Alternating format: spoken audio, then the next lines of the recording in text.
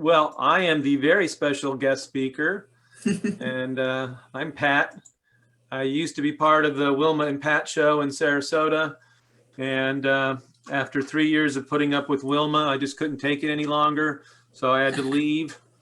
And people will say it was for the money and the big new job and the office with the door, but it was really because I couldn't put up with Wilma anymore. And then she found out that she really couldn't do this presentation without me. So then she begs and pleads and all those things. But the reality is I miss her dearly. And it's just a chance to get to catch up and get to see some familiar faces like Marilyn, who's, I think Marilyn might be our stalker or something like that. I'm just not quite sure because she's like everywhere. And, but other than that, I'm a lifelong horticulturist. I've been doing this since I was 13 and I'm 27 now. So what, Wilma, that's 14 years. And yeah, ha, ha, ha, ha. Anyway, so you've already gone like, oh, that's where I am. Okay. Red is where Wilma is and I only get a little dot. Well, I tried to color it in, but I wasn't too good at staying between the lines with the mouse. So you only got a dot. I thought if I moved that far away from her that I'd be done with her, but it's not. So, Anyhow, so my name is Wilma Howley. I am the Florida Friendly Landscaping Program Specialist for Sarasota County. And that was where the red was.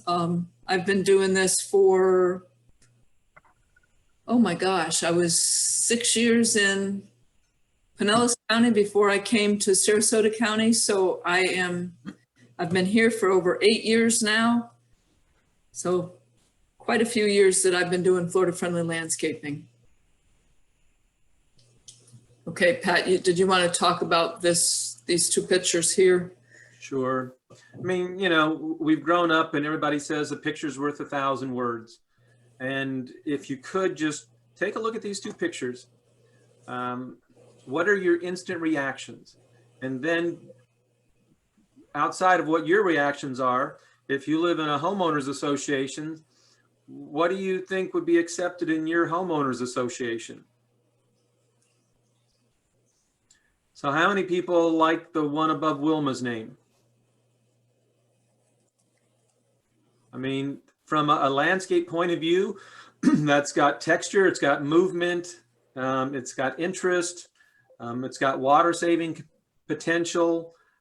Nobody plays on that mow strip between the gutter and the sidewalk anyway.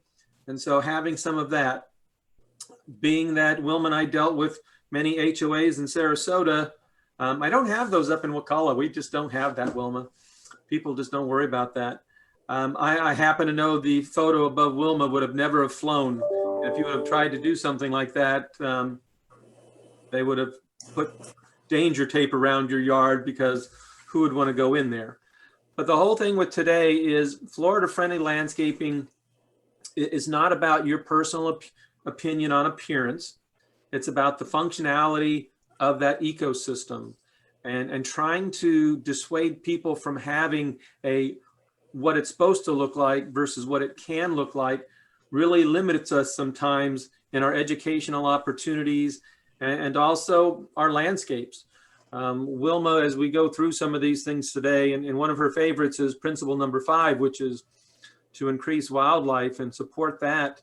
And when your whole yard is covered in turf grass, you don't have much in the way of attraction for flowers and stuff like that, or genetic diversity. And so it's really time. Most of you, I haven't seen anybody. We've got folks, Melinda's down from Miami-Dade. We've got, wow, there's somebody from Wakulla. Oh, that was me, Wilma. Lucy, Hillsborough, Lake, Osceola, Volusia.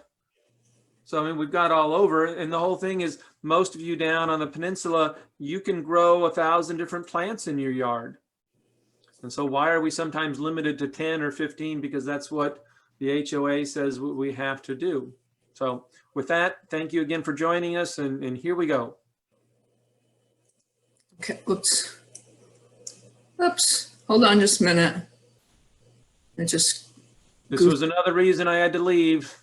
I had to advance the PowerPoints all the time because she didn't know how, and now is just even more Well, apparent. I'm learning. So I'm going to pantomime principle 1, right plant. All right. Did I say I miss Wilma greatly? I do. Agenda. Somebody had to make you laugh. Yeah.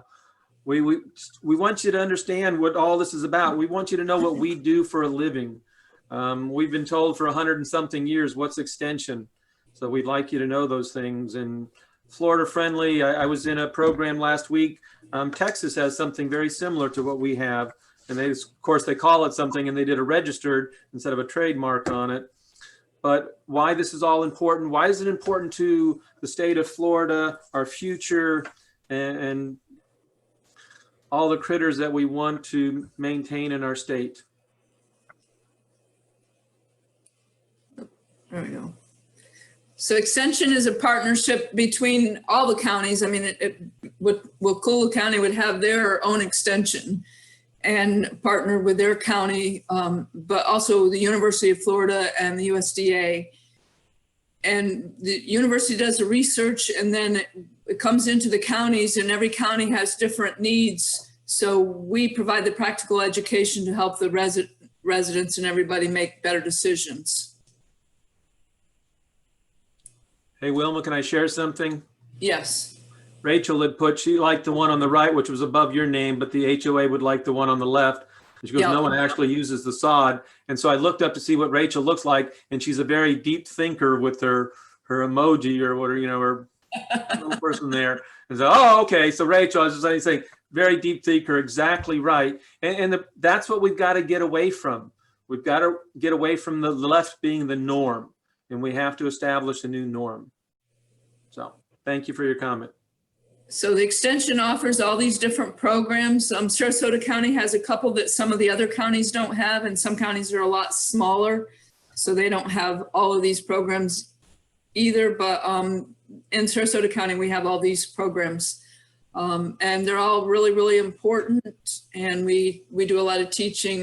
When Pat was here, he was a residential horticulture agent, and he oversaw the Florida Friendly Landscaping Program, and that's a program I'm in. And because of the pandemic and the freezes on hiring new people, he has not been replaced because he's irreplaceable anyways. I'm irreplaceable. And I was going to say up here, I just do all of those, but family and consumer sciences and 4-H. All right.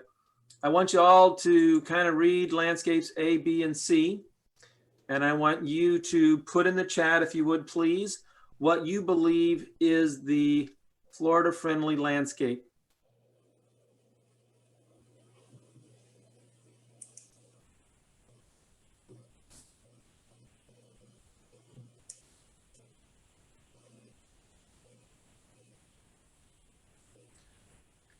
Kate shared something really cool, Wilma. She's finally almost got the board to start voting to adopt Florida friendly. Oh, nice, Kate.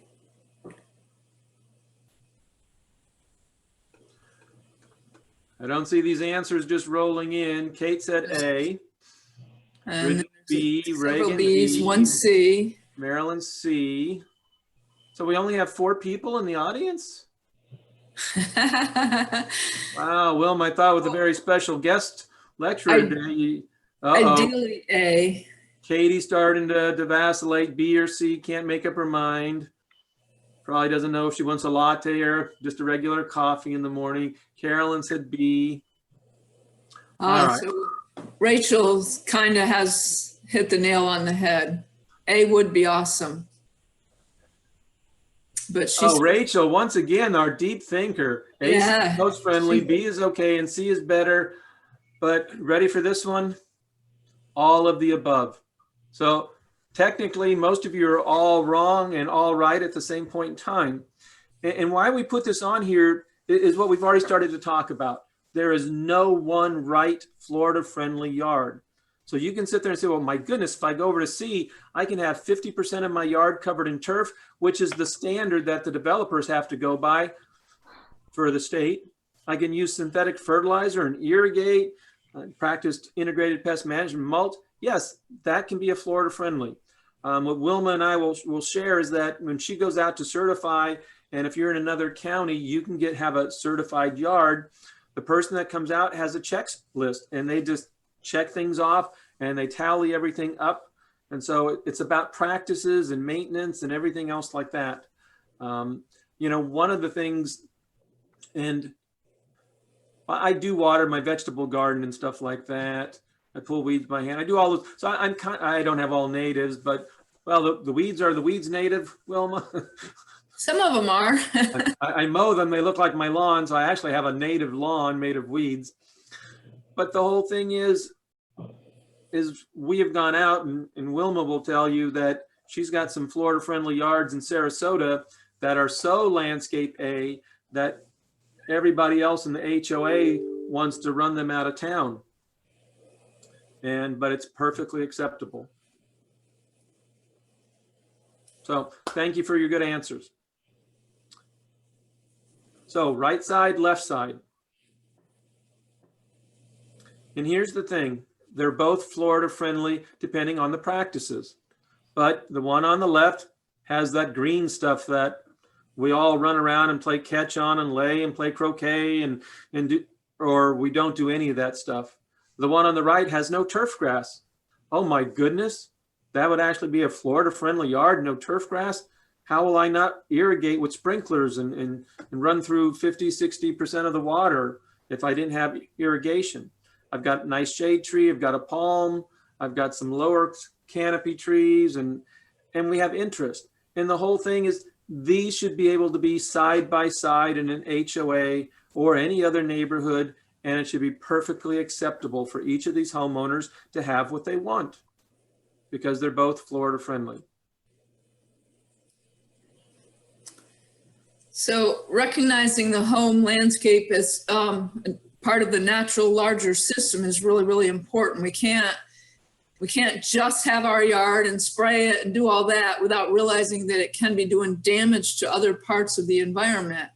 Part of it, you know, is just integrated approach to maintaining a colorful, diverse yard, but it needs to be Florida friendly to the wildlife. And mostly it's less work than a traditional landscape, but some people put theirs in such a way that it's more work. So it like Pat said, a lot of it's the maintenance and what you are doing in the landscape.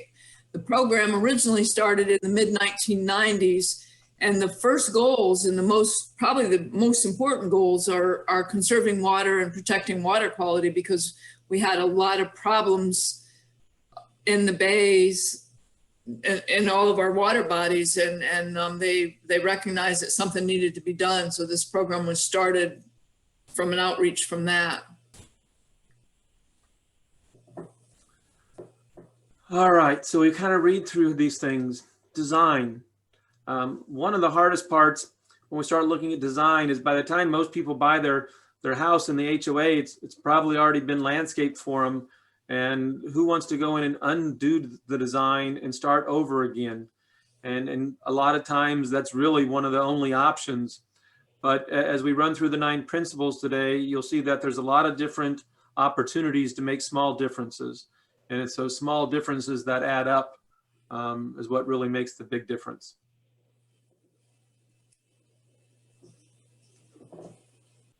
So as we mentioned before, Wilma just, and they've changed it probably, what, 3 times in the last 2 years, Wilma? Yeah, I did so, and this is accurate now. Okay. And so what it is, there's 2 levels. The highest is gold, the second, or the only other one is silver. And Wilma or somebody else that's going to come out to evaluate your lawn has a big checklist. And some of it is what's in there. Do you have invasive plants and all those things like that? You don't have to have all native, just like we go back to A, B, and C. But the whole thing is, you know, what type of irrigation are you using? Are you, do you have a whole cabinet full of chemicals that you're spraying out and everything else like that? And once she's done, it really is just adding everything up. And if your total meets this, then you've got a gold. If you're a little bit lower, you've got a silver. And the whole thing with all these evaluations, and you should all have an evaluation done, is because then it would tell you exactly what you need to do to become Florida friendly. And then Wilma or whoever you have come out in your county will give you a placard to put in your front yard. You've got bragging rights, and you can sit out there and say, your yard's not Florida friendly, your yard not, I'm special. So you should look into that. So this is one of my favorite slides because how many of you all are actually from Florida?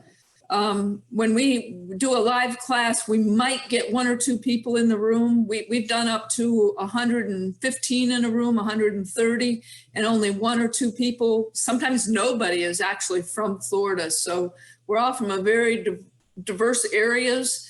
And a lot of people think when they move to Florida, they're going to get to relax out in the sun all the time and go to the beach. And then when it comes to taking care of their yards, they find out it's a little bit harder than they thought. But by using these Florida-friendly principles, you can make gardening more relaxing and less work. It doesn't have to be all mowing lawn and that kind of stuff. It can actually be fun. So we like to encourage Florida-friendly. In 2009, the Florida Yards and Neighborhoods and the Green Industries Best Management Practices Program, or GIBMP, were brought together under the umbrella of the Florida Friendly Landscaping Program, and actually by the Florida legislature. So I didn't know that. I mean, I knew it was under the program, but sometimes I didn't know the reasoning behind it or when it happened. So this program is actually active in 59 of Florida's 67 counties. So it isn't just a local program anymore. It actually was started in the Tampa Bay area, but it has expanded way out from that because the state recognized how important it was. And now even the legislature is realizing how important it is. So there's a lot of environmental concerns with the quality of our water. Like I said, that's one of the reasons they started the program in the first place. Water is our greatest natural resource, and this can be controversial, people's use of fertilizers and pesticides, but if they're used properly, there's very little leaching. It's actually the misuse of the fertilizers and the pesticides that cause the pollution problems. So we need to be very careful with that. And up to 60% of Florida's fresh water is used on landscape irrigation. And that's not true for everybody, but and that's why they say up to, because it can be a lot of household water use that is in landscape irrigation when they're watering a whole yard. If it's if you have other plants, then you're not going to be using as much water. So this one is pretty amazing. Our population is expected to double by 2060, and they didn't even have this map was done in 2005 apparently, and they had 18 million people. Well, I know several years after that it was already 20 million in Florida, and it's just increasing year by year. And the demand for water increases, there's increased pollution, and unfortunately, a lot of the habitat is decreased as that happens, and that polluted water returns to the aquifer, and then we have problems with that. And this is 2060. So you can see that's a huge, huge change. Whoops, went too far. That's just really, really amazing. So it's very, very important to start following some of the practices and using ways of saving water, which this is one of the programs that does that. Florida Friendly Landscaping has 9 principles, and they're listed here. And we're going to go over each one individually because they're all very much interrelated, but they're all important. Probably the right plant in the right place is one of the most important. It's a cornerstone of the FFL program. But plants need to be specifically chosen for a specific site. And obviously we're trying to minimize the amounts of water that people are using, the amount of fertilizer and pesticides, and less maintenance, because let's face it, when it's the summertime, we hate being out in the yard sometimes. So especially when it's so hot and humid that we can't hardly breathe. But by planning what you're putting in, you can really meet your needs a lot easier rather than having to go buy a whole bunch of different plants and then figure out where you're going to put them, and then like later on realize that, oh, I didn't leave enough room for this plant, I got to take one of them out, and those kinds of things. And unfortunately, that's one of the things that Pat mentioned before. When we go out to HOAs or homeowner associations, that's one of the things that we see a lot is planning. They may have planned it, but they didn't plan for growth of the plants, mature height of the plants. So we see a lot of that. So by doing a site analysis first of all, you want to determine what kind of soil you have. Most of us here in Sarasota County have sand. There are places in the state that do have some clay and some that have silt, but you also need to determine the kind of drainage you have. You can see here in the lower picture, the standing water. That wouldn't be a place to put a cactus garden or a succulent garden. Maybe you could do some water plants in an area like that. So you need to think of all those things. Look at your whole site. You need to determine how much light it's getting, if it's in full sun or if it's only partial sun. Do you have shade trees? What do you have there? And you want to take a view from inside the house, looking out your windows, if it's something you're going to be using a lot.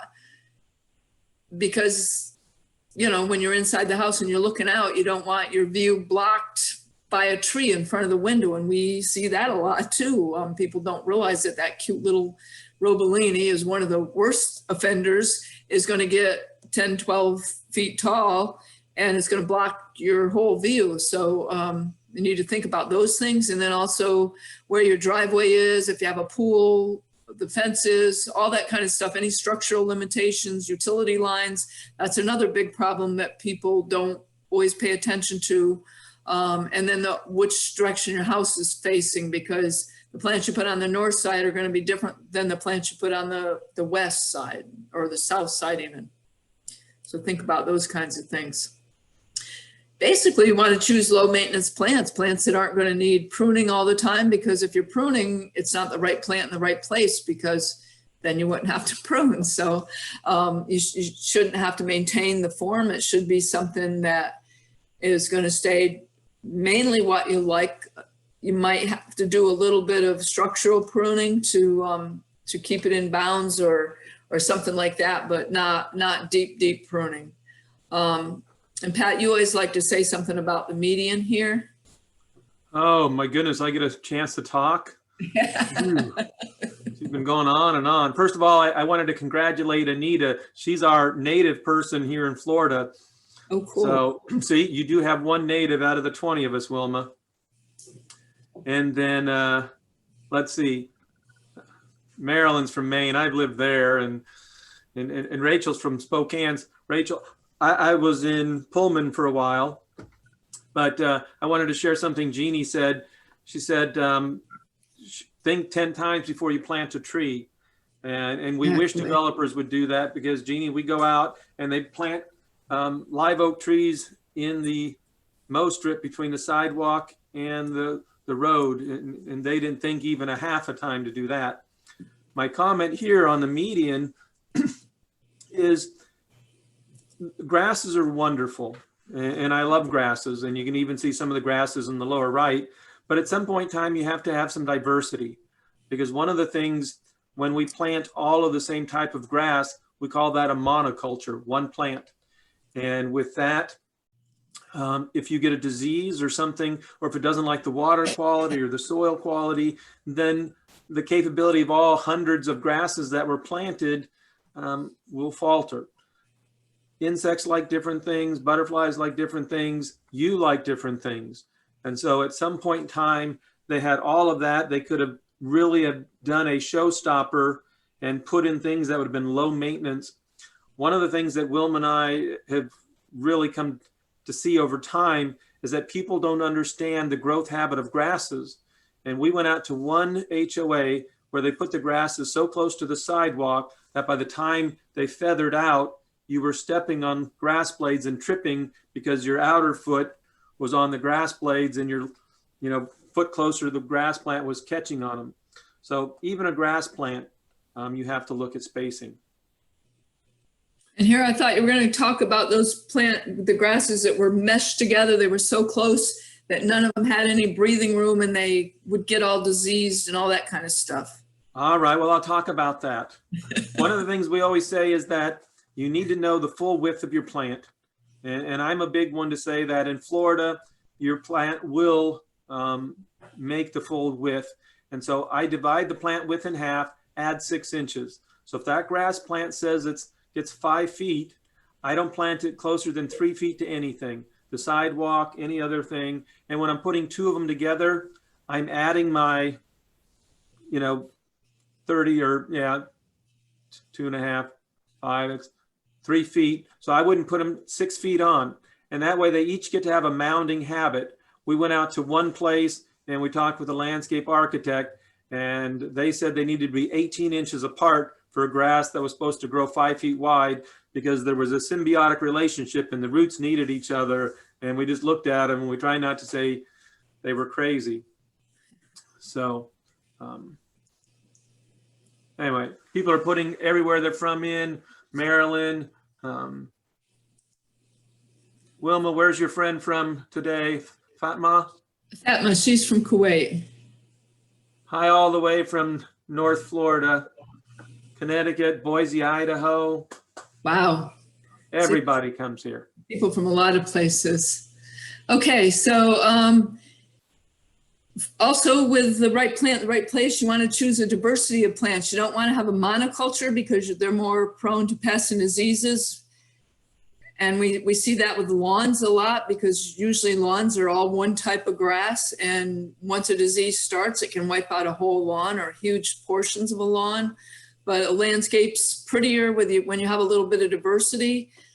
Usually planting a few of one plant and then a few of another plant. I happen to not be an average landscaper, and I like to see what plants do. So I plant a whole bunch of different plants in my yard, but also going with the mature size of a plant. I planted all my plants at least 8 feet apart, and that was too close. 3 years on from the time I planted them to now, most of them are too close together. And the ones that I decided, I can stick another plant in between, a smaller plant in between, and it'll have room to grow while they're growing. They got totally devoured by the other plants. So you really do need to think about that. A variety of plants is going to create more habitat for wildlife, and it's going to add a lot more seasonal interest. You're going to have different plants blooming at different times, which is one of the things you need for wildlife anyway. So, and also not considering the size of the plant. You get situations like these in these 2 pictures, which is just horrible to see trees that are massacred that way and cut. If a small tree that only got 15, 20 feet tall under that power line, that would be perfect. And you wouldn't. No, Wilma, that's a wishbone tree. It was genetically bred to be like that. That was not pruned. Yeah. Okay. Gosh, I think you know what you're talking about by now. Come on, wishbone I think tree. Florida Power would disagree with you. They love doing that to trees. Anyways, and then you have the bird of paradise or either bird of paradise or traveler palm in the middle of the pool cage there. First of all, whoever did that is really not the swiftest person, because you would cut it down way before it got that big and let some of the pups grow. And then you could always let it grow up to the cage and then cut it down and let another pup grow. You would never have to let that happen to it. But that will happen if you don't pay attention, and it happens a lot sooner than you think it's going to. Ouch, Wilma. That's the last time I give you any pictures from my backyard. Yeah. Really? You're going to be that harsh. And I don't pick on you. That was the reason I left, folks. It's on me nonstop. Oh, no. Anyways, use ground covers where grass is difficult to grow or maintain, especially around trees up near borders and walls and things like that. It's really, really hard to cut right up next to that. And rather than having to weedy, if you have some ferns or whatever, if it's in a shady area, it makes a huge difference in how you can grow something and not have to you know, you couldn't mow in some of these areas anyway, so ground covers are going to be much, much better. Hey, And- Wilma, there's a question in the chat from Rachel, and she wants to know if adding clover to lawns works down here to help reduce the need of fertilizer.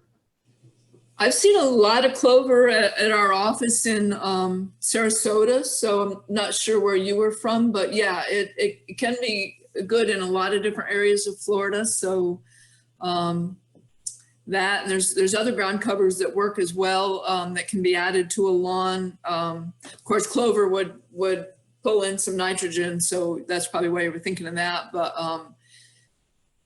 Phyllonotiflora, matchstick weed, looks really nice in a yard as well. As long as you're not trying to have all grass, you can add some ground covers like that in the middle of a lawn too. Okay, so turf can be the right plant for some places, like along this border here. It probably makes a good definition, and although the ornamental potato is going to have to be pruned quite regularly, you'll have to edge along there regularly to keep that defined like that. Otherwise, the potato would completely take over. But so you want to have turf areas that are functional and easy to maintain. You don't want to have to go around sharp corners, things like that. But some turf can add a lot to there. No really narrow spaces of turf and those kinds of things. So here's a before picture. I'll show it to you again after I show you the next one. That's the same area. And obviously that's a huge change. A lot of people can't do that all at once, but they might start by putting in a pathway first, or they might put some plants along the fence, and then the next year do the pathway, whatever. But you can do it gradually, or if you have the budget, you can do it all at once. But you can see that's a huge difference from that. And it looks like they did have some plants there already. I think they took out the tree by the back fence. Nope, they left it there. So you see, you have some points there that are already foundational plants, and then you just add some from there, and then make some changes like the pathway and some mulched areas and things like that. Here's another one. This was in Pat's backyard too. This was his man shed. He said. I can't continue on. I can't take this beratement. That's it. I'm going to have to go to my special room. Oh, yeah. Well, you know what? You always pick on me, and I feel the same about you. I couldn't, I really, really enjoyed working with you. And so anyways, I still get to pick on you once in a while. Not as often as you pick on me, but anyways. So this. I don't think anybody in the audience is buying this. I bet you Marilyn does. She's been smiling the whole time. I'm looking at her photo right now. She's heard you pick on me before.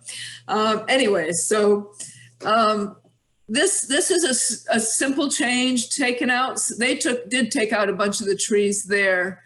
And that way they opened it up for more sun. They put in more colorful plants in the front, took out the turf. Added a lot of ground cover areas along the edges so they wouldn't sweep out over the pathway, so they could maintain the pathway. Just some simple, nice changes for like that. Where'd the bench go? Oh, they probably moved that somewhere. I'm sure they kept that. It's not showing there though. They moved it into the man cave, so I'd have some place to sit. Yeah. Okay, Pat. Finally me, huh? Okay. Yeah. I always get the good ones. When we look at this, and Wilma started off by saying, water is going to be very scarce down the road. And I think the thing to look at this, when we say water efficiently, you have to understand that the plant changes over time. And water needs change over time. And when we're designing, we need to design. It's okay to have a Florida-friendly yard and plants that love water, but you don't have that water-loving plant in all four corners of your yard. You put them next to each other so you can irrigate those separately. And the other thing with efficiently is, putting it on at the right time when needed for the right amount. Wilma can tell you lots of stories because she does all the irrigation evaluations, but you know, we go out, and I went out to an HOA, and they had numerous problems, but I was called out because the turf wasn't looking good. So after the first hour of saying everything else that was wrong in the landscape, I said, how many times a week are you irrigating? And they said the person in control from the board likes to irrigate. So they water 3 days a week, twice a day. So they were watering 6 times a week. And the whole thing is it didn't need that, and it was actually harming. So they weren't watering efficiently. And you've all seen pictures where you're watering the sidewalk and the side of the house and the neighbor's dog. That's not efficiently either. And truly, anytime you're wetting foliage besides turf grass, you're not watering efficiently because we water soil. So that's the big thing with this one. We need to reduce our water amount. A lot of the plant materials will help with that, but having efficient systems. Wilma and I, when we would go out, we'd walk around the yard and you'd hear one of the heads wasn't popping up because the St. Augustine grows by stolons over the top, and it would just pin that riser underneath. And so it was not efficiently watering. Efficiently is a big term. And for all those who have put in irrigation and then the shrubs have grown and blocks the pattern, all those things need to change. Next, please. On this right-hand picture, this is a rain barrel here. It doesn't take up too much space, but it's taller and it holds quite a bit more water than it's a cistern than a regular rain barrel. So there's different ways you can save water and have rain barrels without them being ugly. You know, I've never noticed that, Wilma. I didn't either before, but I remember seeing one at Eve Plu's house, which was a little bit bigger and a little bit bigger footprint, but still saved a lot of water. So one of the things we know about irrigation, wow, isn't that a beautiful azalea? Most of you thought I'd be looking at the lawns there. We need to water, if we have a system that's applying above ground, like a sprinkler system, irrigate early in the morning. And there's reasons for that. Is the spray isn't moved by the wind as much. It allows to percolate into the ground, and it allows the water to evaporate off of the leaf blades before it gets really too hot. Your water pressure is better because you're not running appliances and taking baths and everything like that. So we'd like to say the designed irrigation system will function for what it is. I think one of the things that we forget, and it's different for me up here than it was in Sarasota, is we don't have water ordinances and anything like that up here, Wilma. You can water wherever you want. But at least in Sarasota, and moving to Florida, I don't think the ignorance is really anything you should apply to. If you're in a county, you need to do the research and find out if there's any water restriction. In Sarasota, even numbered addresses can water on Tuesday, your last digit, and odd ending numbers on Thursday. And really that's it. And people say, well, gosh, I have a well, only 1 day a week. We have a lake we draw from 1 day a week. And unless there's a special circumstance, well, we have reclaimed water. Well, what we're finding is reclaimed water has some impurities and some other nutrients and things, so we don't always know that. And just because you can doesn't mean the plants need it.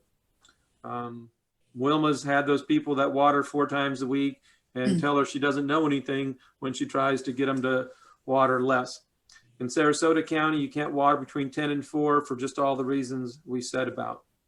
That's throughout the whole state, actually, that you can't water between 10 and 4. It's a state law. Okay. My system's still going. We've got 17 minutes before I have to run home. When we look at the pittosporum on the upper right, what you'll notice is that there was a stationary riser. And so that could have probably been just a oscillating head or an impact head at one point in time. And it's been capped because it's no longer needed. I think as I've looked at that over the years, Wilma, I say, well, it's probably good because if they put it any further down, they'd probably hit it with the hedge trimmers. And so at least that way they can miss it maybe. On the bottom, we have drip tubing. And, you know, that one drop at a time may not seem efficient, but that will percolate into the ground. And that's where your roots are, and that's what needs to take up. If you have a sprinkler system, I know Sarasota County does free audits. And when we say free, absolutely free. The only downside of that is you have to put up with Wilma for a while, yakking at you about all the things that are wrong in your yard. But that's okay because it doesn't cost anything. But I always say when at least twice a year, you should calibrate your system, certainly on the time changes. The micro irrigation has some advantages and disadvantages. We all thought it was going to be the savior, but some of the systems haven't been designed correctly, and with sandy soils, they get clogged. When we talk about smart technology now, your controllers, which operates your irrigation system, you can now operate from your phone on an app, and the smart technology is now using what we call moisture meters that go into the ground and measure that moisture.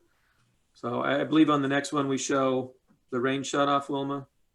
Not that one, probably the next one. All right. Not the next one either. It's coming. All right. So it says water is needed. I did a talk a couple months ago for the master gardeners in Las Vegas, and their lawns look an awful lot like the ones on the bottom right. And I said, well, why do you even try? And they have about 4 to 15% humidity and less than 4 inches of rain a year. The plant will usually tell you when it needs to be watered. The upper right, what's happening is the grass blade is rolling. The bulliform cell is getting that to collapse to reduce its surface. At that point, you waited too long. There's some rules of thumb that say you should wait till you see footprints, but that's wrong because that means the grass plants are already pretty stressed and you don't want to put that much stress on them constantly. Also, I think the big thing with this, and Wilma will kind of agree with this, is that we talked earlier in this principle that water needs change as the plant grows. But here with turf grass, water needs change by the time of the year. I always tell people that you need to water less when your grass is dormant. And so if you're not mowing every week down in Sarasota or Volusia or Miami, well, Miami-Dade, you may still be mowing every week. But as soon as you stop mowing every week, your grass is going dormant. And so you don't need to be watering as much because it isn't growing. And at least in Sarasota, we saw more diseases in January and February in turf grass than we did in the middle of summer because you're watering a plant that doesn't need to be watered. Oops. You messed my whole flow there, Wilma. Come on. Just like we rehearsed, you know, come on. Yeah. The effects of overwatering. You saw the effects of underwatering where the grass can wilt or your plants will wilt. But this dollar weed you see in the photo here is a telltale sign of overwatering. And Wilma and I like to say we don't ask questions when we go out to homeowners that we don't already know the questions to. And this plant tells me when we go to the site that you're overwatering. So Wilma would ask, how many times a week you water? She'll, oh, just enough. And then the question that we ask before we leave the property is, well, how do I get rid of this dollar weed? And Wilma goes, water less. And they go, well, do you have like a chemical? And Wilma goes, water less. And they don't equate that weeds and things are opportunists. I like it as a ground cover versus having to mow the lawn. Overwatering weakens the plant you want and other plants will come in. Reduces the oxygen. And in my 47 years of being a horticulturist, I know that oxygen is very important. You need to watch the weather. And a lot of times I just, you know, I'm amazed at people that live in rainy places in Florida and still keep their irrigation on. When Mother Nature is giving you 6 inches of rain a week, you still feel the need to water. Rain gauges are good as long as they're exposed to open sky. And the implement that we have down at the bottom is a piece of equipment that is a must if you have an irrigation system. And it's been cut in half so you can see it, but that's called a rain shutoff. And what we've learned a couple years ago is that is not the most precise technology. In the middle of that, you'll see cork saucers or washers. And what happens is you can set that to how much rain to receive to shut off your irrigation from happening. And what the research has found, they did it through University of Florida, but all over the country, is that in most places, the cork will dry out faster than the soil, which means that if you have a sandy soil, the cork may dry out in a day and a half or 2 days, but you may have enough water for 4 days, and it would allow the system to come on. Why we need to go to things like soil moisture meters is that would not be impacted by things like that. Wilma and I, in our travels, have seen those attached in many different places. The best one was one of our master gardeners. They had it attached to the wall underneath their eave. I won't pick on her. She's not here today. So it would never get wet, so it would never turn off the system. The developers like to put that right on the wall around the air conditioning unit that has all that hot air going out all the time, and that dries it out faster. Or some folks will put it on the gutter when the house is new, and then the tree grows big and covers it, and it doesn't get rained on. The other bad thing about that cork, in our heat and humidity, they say that cork can start to disintegrate within a couple years. So if you put your rain shutoff sensor in 10 years ago, chances are it's not really operational. The thing to do to check it is to go out, take the hose to it, wet it down, and then see if your system will come on. Oh, come on. Fertilize appropriately. Wilma and I got to go to Venice, and we did 3 town hall meetings. And this was right after they passed their voluntary fertilizer ban year round. So it was a little bit contentious because it was an emotional subject. And so Wilma threw me under the bus and let me do the fertilizer.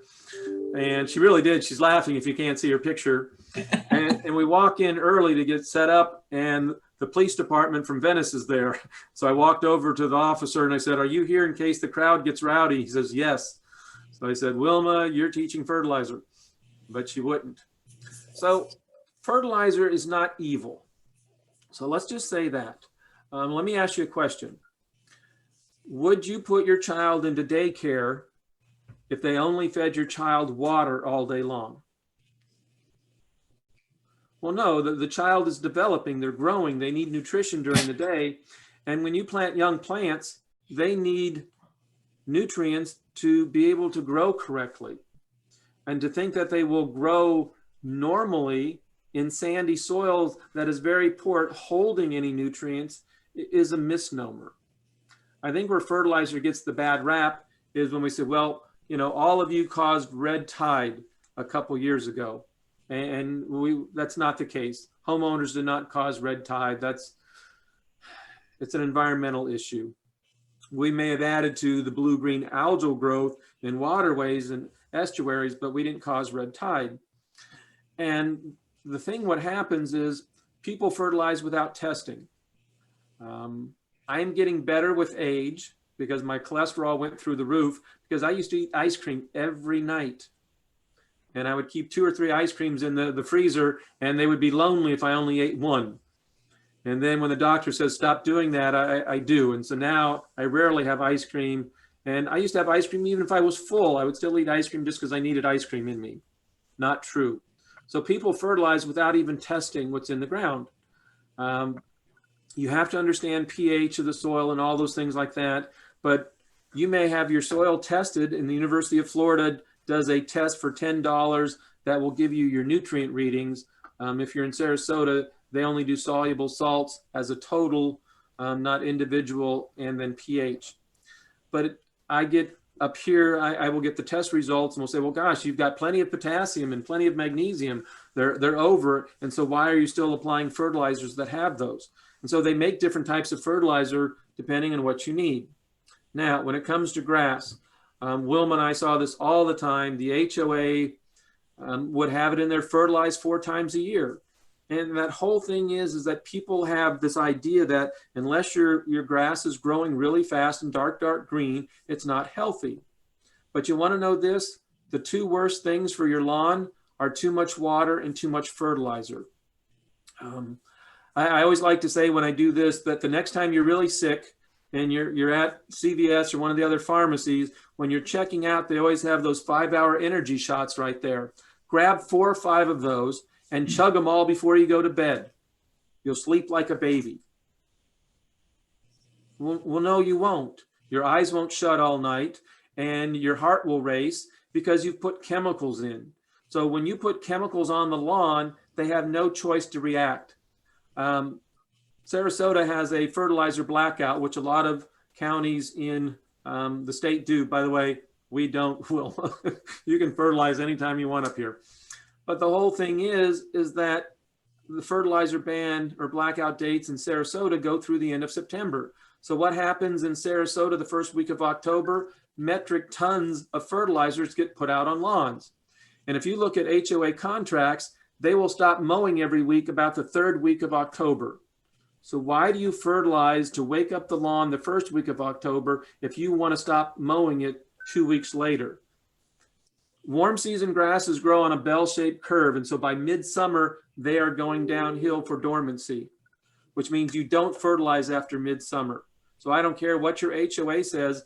And Wilma and I have gone out to places where they're fertilizing in January. Way too much. The grass is dormant. You don't put fertilizer out. So that's the big stink about all of this. Fertilize appropriately.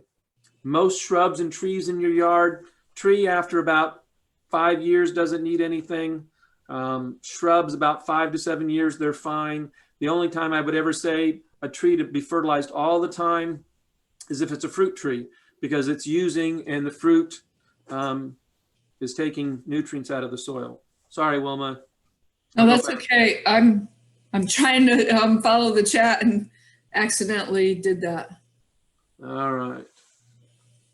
Who wrote there? That Williams. He's a great speaker. Oh, nobody yet, Wilma. I was just plugging them to see if somebody would put that in. All right. We see here, and we've got a little algal growth starting. And this HOA has made a little bit of attempt to do a planting. And boy, if you don't think that this is a contentious thing when we get to an HOA, first of all, we would like no fertilizer within 10 feet of any body of water. If you've ever heard of the term eutrophication, and I think that's like the slide after this one, Wilma, the eutrophication slide. No fertilizer, yeah. And so with that, it does add to algae. But the whole thing is why we want a buffer zone around these lake views is because those roots will catch any of that excess fertilizer running down the slope before it gets to the water. So in essence, it's a cleaning. If you ever get to go to the Sarasota County office and see the bioswell, that's what that is. It's a scrubber for all the impurities before the water gets to the lakes. If you're putting it on, the past slide said you should have a shield. So make sure that your maintenance companies aren't throwing granules of fertilizer in there. One of the problems that we see, and you'll see some examples later, is that you can have a planting around the edge of your water that looks nice. Some people go, okay, well, we just won't mow 3 feet, and they let the grass get 12 inches tall and it looks horrible. And we've been contacted by property managers where people are very, very upset because they want a golf course look. They want to mow right down to it. Well, do you all know the nutrients that are in a blade of grass? Wilma, go ahead and tell them. Oh, I don't want to take the joy away from you. Well, in that blade of grass is carbon, hydrogen, oxygen, nitrogen, phosphorus, potassium, magnesium, calcium, sulfur, boron, chlorine, copper, iron, manganese, molybdenum, nickel, zinc, and that adds fertilizer. So if you're throwing grass clippings into the body of water, it's no different than throwing fertilizer out there. It will break down, the nutrients will release, and it will react. So most lawns will do much better. And believe it or not, most lawns will have a deeper root system if you're not fertilizing 4 times a year. The University of Florida has come out with different recommendations, and they say for a respectable looking or an acceptable looking St. Augustine, you can get by with 1 or 2 fertilizings a year. And I would always say When you mow 3 times or 3 consecutive weeks in spring, that's a good time to fertilize as long as you're after last frost. And then, you know, fertilize that last time before the blackout dates. So that will go if you need it, if your soils are deficient in that.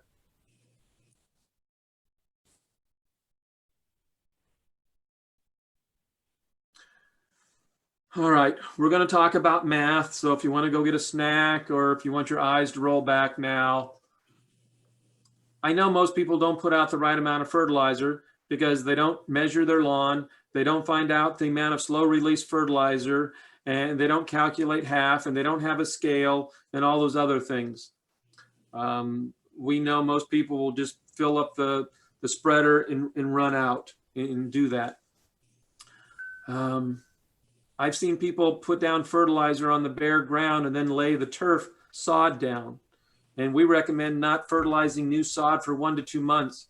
And the reason is that new sod, those roots will go find nutrients. And so you will have a better, healthier root system if you don't fertilize. If you put all the nutrients right there, the roots will go 1/4 inch down and they don't have to go anywhere else. The second bullet there is the University of Florida does not recommend weed and feed products. And those are all those things that are advertised all spring lawn to make your lawn the best. Well, the problem is that weed part is a broadleaf herbicide. And herbicides are meant to kill anything that's not a monocot. So that your palms are monocots and your lawns are monocots, so they should be okay.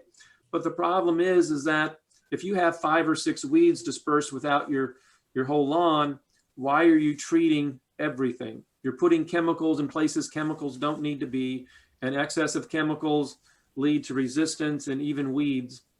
And so we don't do that. Hand pull, spot treat, things like that are much more efficient than putting it out as a something that's going to keep things away. The other things that most people don't realize, when you look at this photo here, Wilma, what's next to the cable box?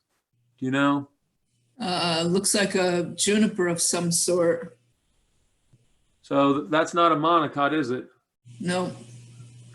That's a gymnosperm if it's there. But the thing is that weed and feed will affect that plant.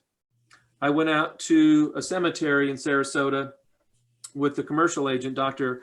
Marguerite Beckford, and they had just put out a weed and feed, and some of their new trees that they had planted were starting to have adverse effects. And we said, well, that's because your weed and feed product is doing exactly what it's doing. It's supposed to kill broadleaf.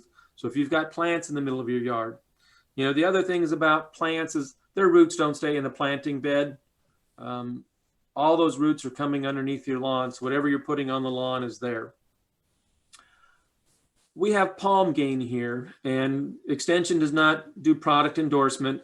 We have this on here for example only, but palm gain is a fertilizer made for palms. And when you see palm gain 8212 there, you see that F in front of the serial number 1557.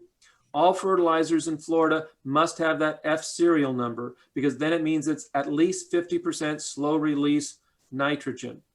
So if you live in, you know, other places and you buy lots of fertilizer on sale and you come down here, that's not right. You'll look at the nitrogen there. Nitrogen will be one of those things that will come in 2 or 3 different formulations. So the ammoniacal nitrogen there has a little bit of soluble nitrogen in the form of nitrate, and then it has some ammonia. The ammonia has to be converted by bacteria, so that's why it's longer term. The urea nitrogen has to be converted twice by bacteria, so that's why it's considered. So this does probably end up with somewhere around about 75% slow release nitrogen. You have to understand what's there. One of the things that makes this good for palms, especially in Sarasota, they have a very normal high pHs.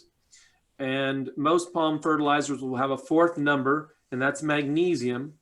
And so if you ever get a recommendation from Wilma to get an 8212-4, 8012-4, that 4 is magnesium. And most palms down south are, I had to let Anita back in because she is a native there. I did also. So she's been doubly let back in twice. Most palms are deficient in the third number, which is potassium, and the fourth number, which is magnesium. So we need to put those out for palms. And the sulfur you'll see is 15%. That lowers pH, what allows better nutrient uptake. So just think about those things when you're fertilizing. All right, Wilma, I need to wrap this up. We're only on 3. I think we can just skip principle 5. Yeah. Right. So the last thing here, this is the problem with fertilizer getting into bodies of water. What happens is the nitrogen triggers algal blooms. Now, algae, if you ever talk to Dr. Abby Tierna in the office down there, she will tell you algae in the water is a sign of healthy water. You don't want crystal clear. If you're in an HOA and you can see the pebbles on the bottom of the pond, they're putting in way too many chemicals, and I certainly wouldn't dab my toes into that. So during the summer, you should probably not be seeing too far because there's a little bit of algae in there. But when you get too much algae, what happens is that nitrogen causes the algae to grow really, really fast. And through the respiration process of growing, it uses oxygen out of the water. The other thing it does is when it forms that mat over the top, it blocks light from all the other water plants and the aquatic life that's in there, and it starts to kill out the body of water.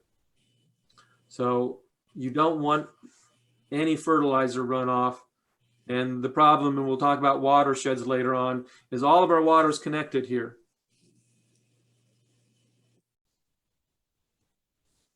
Okay, so now we'll talk about mulch a little bit. Mulch is good for a lot of different reasons. One thing that it does is it helps hold, keeps the soil a little bit cooler around the plant roots. It helps keep some of the weeds from growing. It can't prevent all of them, and weed seeds do blow in on top of the mulch, but they're generally quite a bit easier to pull out of the mulch than when if you don't have any mulch at all and you're trying to pull them out of the soil. It can be quite a battle to get them out of there. It also protects the plants from weed eaters on the edges, especially the young trees. If any of you have seen some of that damage, that can be pretty brutal and it can actually kill a tree.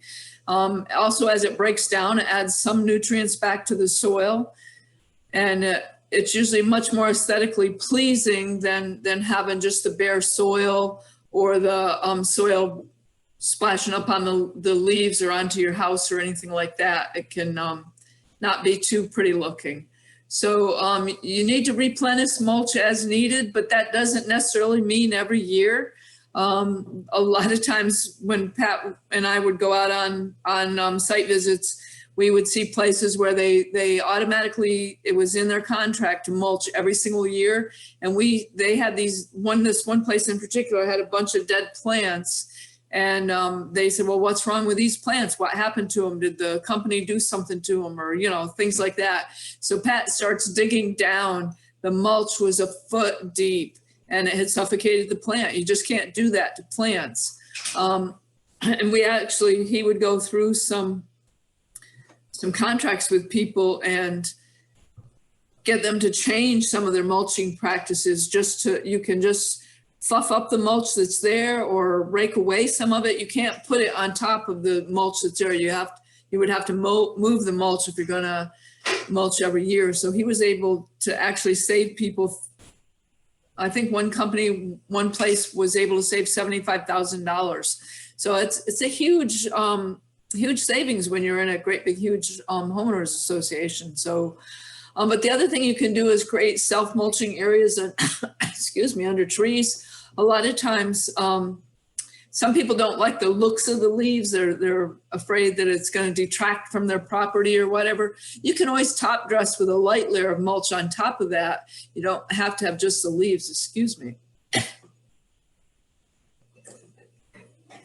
But also there's alternative byproducts that can be used.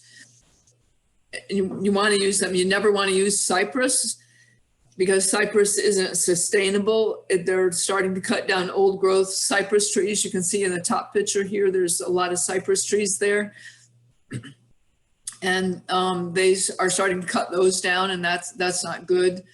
to clear cut areas and things like that. So always use other types of mulch. And like I said, you can top dress leaves if you don't like the looks of that. You want to use an organic mulch, not a gravel or stones. But there's other criteria for selecting a mulch: the color, the scent, the texture, longevity, durability, how fast it breaks down. Can you walk on it without it breaking down too fast? Decomposition rates, changes to soil chemistry, susceptibility to termites. All those things are things that you're going to want to look at, especially where you're putting it up next to the house. You shouldn't ever really actually put it right next to the house. They do recommend keeping it a foot away because termites can get into a lot of the mulches, and it's better to keep it away from the house. And now to the good principle, Pat. We're running pretty short on time. I think we probably should just skip over this one. We still have 51 minutes. So I got 51 minutes, or I got 50 minutes, and then you can finish up. Anyways, attracting wildlife. It's really important to create habitats. If you remember that slide where we showed you what it was going to look like in 2060, the urban areas are rapidly increasing in the whole world, actually. Developed areas do have a huge impact on the environment, and as they develop more and more, they're having a huge impact on plant and animal communities. And we're just seeing not just animals, pollinators are disappearing in huge numbers. The bees are declining. A lot of animals are on the endangered species list. So by creating habitats, we can help thwart some of this bad stuff happening. So we encourage people to limit some of the lawn. We're not saying lawn is bad, because it does help control erosion and things like that, but it's also important to realize that it's a monoculture, and you're going to have more problems the more development there is, because more and more is used.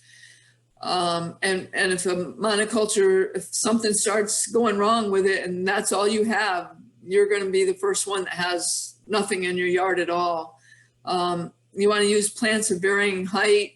You want a canopy layer, an understory layer, and a ground cover layer, because you have different animals, mainly when we're talking about creating habitat for wildlife. If we're in an urban area, we're talking about birds and butterflies and things like that. We're not trying to attract bears and cougars and all those kinds of things. But different butterflies nectar at different layers. They have different host plants that are needed. Some are trees, some are small plants, some are actually on the ground. So by having that diversity, you're going to have a greater variety of wildlife in your yard. And a lot of times we talk about perhaps creating a corridor. You don't have to take all of your yard and change it into a Florida-friendly yard. You could take a corridor or 5 feet of it. If you did 5 feet, your neighbor took 5 feet, and so on, and everybody started doing that. I've done more than my 5 feet. I've got most of my yard planted. I have a couple of areas of lawn for my mom, but by creating that, we can have places where butterflies can go from yard to yard, smaller animals, frogs, snakes, things like that. Not everybody wants snakes in their yard, but they do provide a huge benefit to the environment by keeping down mice and some of the insects that we don't want in our yard. So you can't pull out one strand of the environment and have everything stay the same. You got to keep that web going there. But this is some of the wildlife that you can attract to your yard: birds and bees and bats, butterflies, beetles, frogs and toads. If you have a wet area, you can provide shelter for a lot of those by planting that layered diverse habitat. And the biggest thing is you do need to avoid using pesticides. If you can eliminate them completely, that's great. Sometimes you need to spot treat an area, but never a wide application, never your whole yard. like Hey, that's getting into my topic. I'm just touching. I don't say, plant butterfly plants when I'm talking about watering. You don't talk about chemicals when it's not your turn. Okay, I'm done. It was just a brief mention. So you got to have food, water, shelter, and cover, and space for them to raise their young. Animals will go into an area, butterflies will go and maybe nectar in an area, but if they don't have the host plant that they need and they don't have the space, they're not going to stay there. They've got to have enough for their daily activities. So water is one of the most necessary things that they need.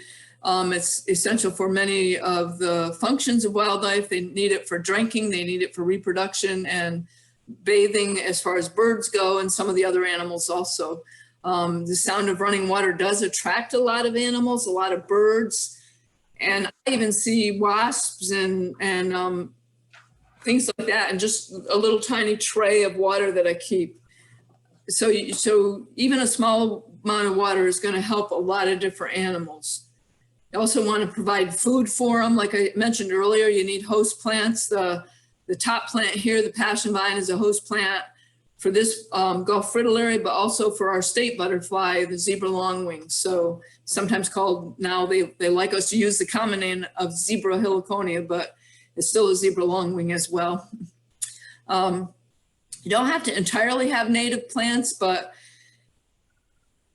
wildlife did evolve with the native plants. So generally, and I've noticed this a lot in my own yard because I have some native and some non-native, I see the wildlife, the bees and the butterflies and things like that go to the native plants way before they go to the non-native plants. So for general purposes, having more native plants is going to help.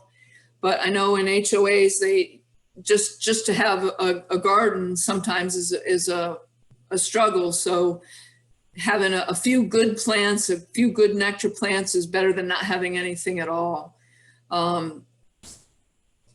But native plants in a non-native conditions act as a non-native plant. So you can't, in our native habitats, or our non-native yards, we've had a lot of fill dirt and stuff like that put in, so we can't always create that native habitat, or the native conditions that we need, but we can try to make patches that might work for that.